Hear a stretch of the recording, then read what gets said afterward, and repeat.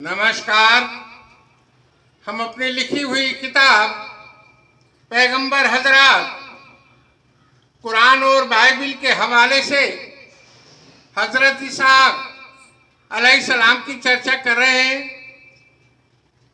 तौरात उत्पत्ति अध्याय 22 पैरा 1 से 19 तक आए वाक़यात की चर्चा अब हम आप सबके सामने पेश करने जा रहे हैं।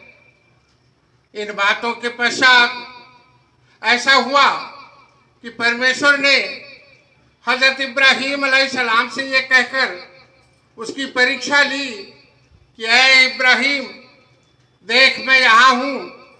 आगे फिर कहा, अपने इकलौते पुत्र इसहाक को जिससे तू बहुत प्यार करता है संग लेकर मोरिया देश में चला जा और वहाँ उसको एक पहाड़ के ऊपर जो मैं तुझे बताऊंगा होम बलि करके चढ़ा। इसलिए हजरत इब्राहीम अलैहिस्सलाम बिहान को तड़के उठे और अपने गधों पर काठी कसकर अपने 2 सेवक और अपने पुत्र इसहाक को संग में लिया और होम बलि के लिए लकड़ी चीर ली। तब कूच करके उस स्थान की ओर चले जिसकी चर्चा परमेश्वर ने उससे की थी। तीसरे दिन हजरत इब्राहीम ने आंखें उठाकर उस स्थान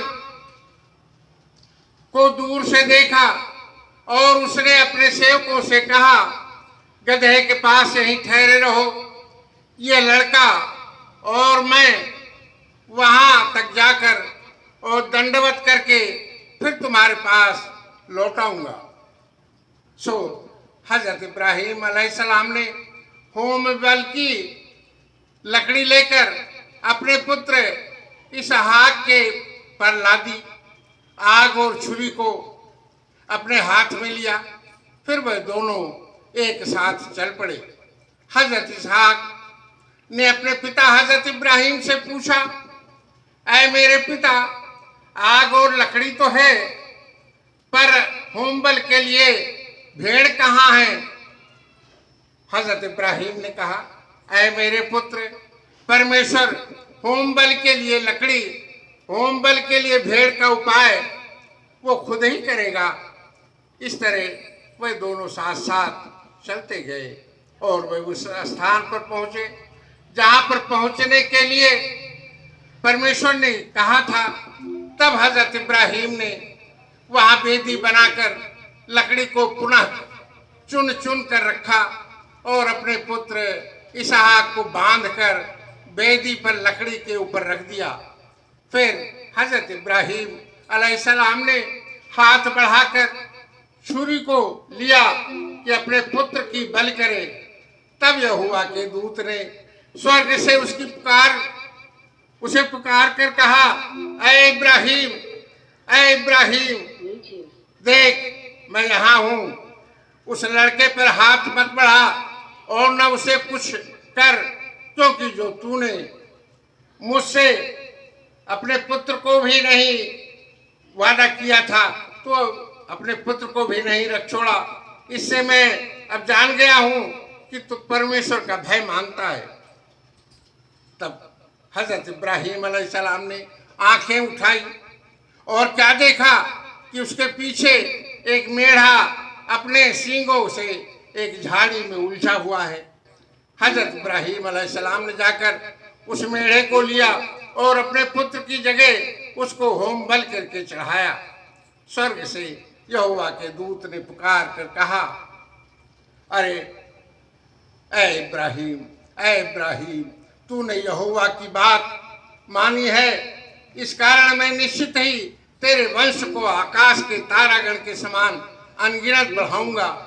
तब हजरत इब्राहीम अपने सेवकों के पास लौट आया और वे सब साथ साथ बेरशेबा लौट आए। हजरत इब्राहीम बेरशेबा में ही रहते रहे। और अब हम तौरात उत्पत्ति अध्याय 24 पैरा 1 से 9 तक का वाकया आपके सामने पेश करने जा रहे हैं। अब हजरत इब्राहीम अलैहिस्सलाम वृद्ध हो गए थे, उनकी आयु बहुत थी और यहोवा ने सब बातों में उसको आशीष दी थी। सो इब्राहीम अलैहिस्सलाम ने अपने उस दास से जो उसके घर में पुरनिया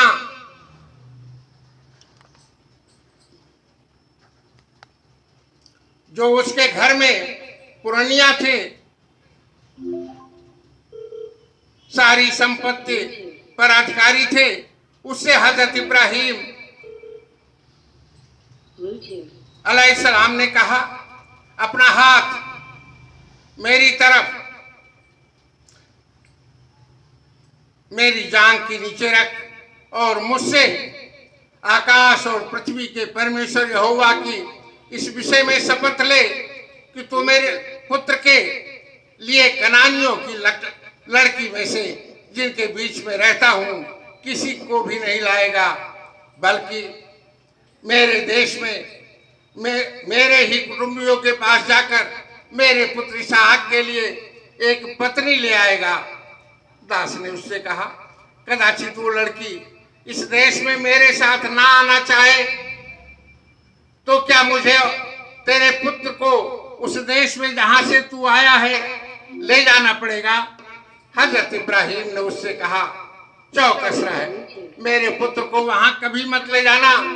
स्वर्ग का परमेश्वर यहोवा जिसने मुझे मेरे पिता के घर से और मेरी जन्मभूमि से ले आया है और मुझसे शपथ खाकर कहा कि मैं वो देश तेरे वंश को दूंगा, वही अपना दूत तेरे आगे आगे भेजेगा कि तू मेरे पुत्र के लिए वहां से एक स्त्री ले आए, और यदि लड़की तेरे साथ ना आना चाहे तब तो तू मेरी शपथ से छूट जाएगा, पर मेरे पुत्र को वहां मत ले जाना, कभी मत ले जाना।